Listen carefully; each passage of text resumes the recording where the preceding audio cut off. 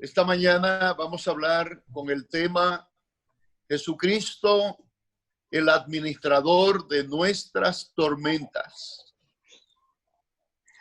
Y estamos en el texto de Juan capítulo 6 y Mateo capítulo 14.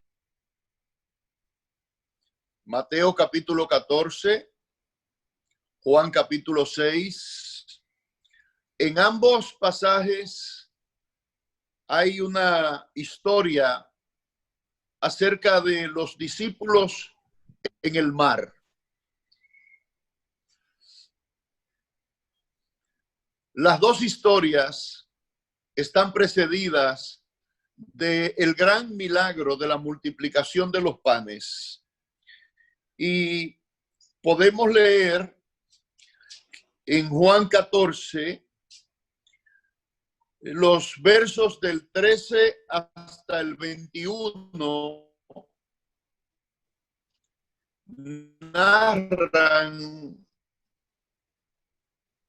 narran la multiplicación de los panes. Pero a partir del versículo 22, de los discípulos solos en el mar. Juan es quien nos menciona el hecho de que cuando los discípulos estaban en el mar, dice que era el anochecer y los discípulos descendieron al mar, entrando en una barca, iban cruzando el mar hacia Capernaum. Y dice, estaba ya oscuro y Jesús no había venido a ellos. En Mateo capítulo 14, el versículo 22, nos dice, enseguida Jesús hizo a sus discípulos entrar en la barca e ir delante de él a la otra ribera, entre tanto que él despedía a la multitud. Dice el verso 23, despedida la multitud, subió al monte a orar aparte. Y cuando llegó la noche, estaba allí solo. Hay varios elementos en estos pasajes que son muy importantes para nosotros siempre, pero de manera muy particular en este tiempo donde la humanidad está sometida a una gran tormenta. Es una tormenta que ha acontecido de una manera muy parecida a lo que está pasando ahora en el mundo. Los discípulos, cuando se montaron en la barca, todo estaba tranquilo. El mar era apacible. Digamos, un anochecer de verano, que el mar está muy tranquilo, las aguas muy quietas, y con toda confianza, estos hombres que además eran hombres hechos a la mar, marineros, tenían toda la experiencia, no solamente de navegar en un mar tranquilo, pero también no hay ninguna duda de que en sus experiencias de mar habían pasado por diferentes tipos de tormenta. Ahora el mundo ha estado muy tranquilo, digamos, nuestras naciones desempeñándose cada una en sus necesidades naturales, en todas las demandas y ofertas que hay en todos los sectores, la satisfacción de las necesidades más prioritarias de cada ser humano en cada nación. Todo eso estaba marchando muy bien hasta que de repente comienza un gran nubarrón y cubre completamente a la humanidad. Este pasaje, de manera muy especial, el Espíritu Santo lo ubica después de que Jesús ha hecho un milagro, del cual, una vez que habían comido todos los que estaban en el grupo, que eran más de 5,000 personas, a cada discípulo le tocó una canasta llena. Y es muy probable que cuando ellos descendieron al mar y se montaron en la barca, algunos de ellos, si no todos, llevarían esa canasta de lo que había sobrado del milagro que Jesús había hecho. Es decir, ellos no solamente fueron testigos del milagro, sino que con ellos estaba todavía allí la prueba de que Jesús había hecho algo extraordinario, el Jesús de ellos, el que los invitó a cruzar al otro lado.